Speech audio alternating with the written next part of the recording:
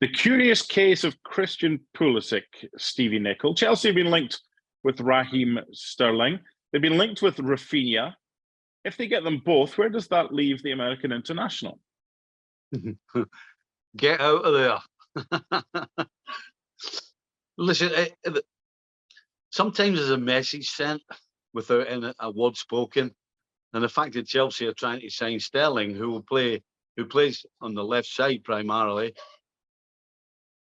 then I think you've got to look at your situation and say, I don't think the manager fancies me here. Because the fact is, Christian hasn't solidified a spot in the Chelsea side since he's been there. Yes, he's had a lot of injury problems. And in fact, he always seems to pick an injury up just when he's got a little bit of form going, when he's had a run of 2 or 3 games and he's done well, and all of a sudden we think this is it, this is the breakthrough, and then something happens and he picks up a little niggle, then he's back out the team and he can't get back in it. So looking at all of that big picture, and particularly with Sterling, because I think Christian's better coming off the left-hand side, and as you said, Raphinha on the right and Ziyech still there. Where does he play, if he plays? So I think now is the time. All the questions were asked on the second part of the season. Should Christian Pulisic stay? I was one of those that said yes, stay. Try and get a good run in the team. Stay fit, stay healthy, because he's got ability, no question. But the fact that these two transfers, if they go through, will absolutely close the door on Christian's chances of getting a regular place in the Chelsea side. And it's no use being at Chelsea if you're not playing or anywhere else. So unfortunately, I think that means that Pulisic should be getting his agents and looking around to see if he can get a good move and get somewhere where he's going to play every week. Okay, where is that place? Because he'll not be cheap, but he's got so much ability and he'll want to be playing. He's going to be in the US squad anyway for the World Cup, but he'll want to go into that World Cup playing regular first-team football. So where is the ideal fit for Christian Pulisic? Does he stay in England? Does he go elsewhere? You know, I don't have an answer for that. I don't see any of the other sides around the top of the Premier League having a space for him either. You know, maybe he goes back to Germany, maybe a Bayern Munich.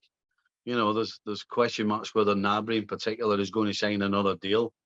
Maybe he even goes back to Borussia Dortmund. But I really don't know. I don't see him going to Madrid. I don't see him going to Barcelona. So, you know, the top sides, I think only maybe Bayern would suit him. He knows the German league inside out. He was a star in the German league. Maybe that's the place where he goes back and reaffirms and shows everybody what he has, and that he can do it on a consistent basis. So, but after those sides, you know, it's going to be a step down.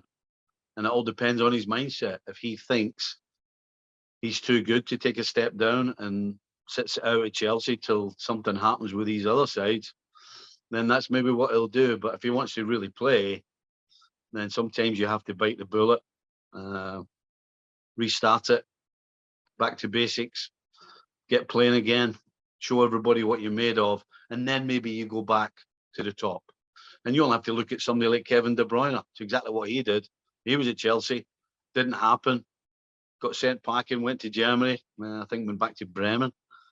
And look at him now, arguably one of the best, if not the best, attacking midfielder in world football. So he has to look at it positively. He has to look at it sensibly. What is the right move? Unfortunately for him, I don't have the answer to give him, because it's a tough one, and it'll take a lot of thinking. Finally, how important is the World Cup in his planning for the future? And is it a case of just, look, don't jump into something that might not be the right move if it gets you regular game time ahead of the World Cup?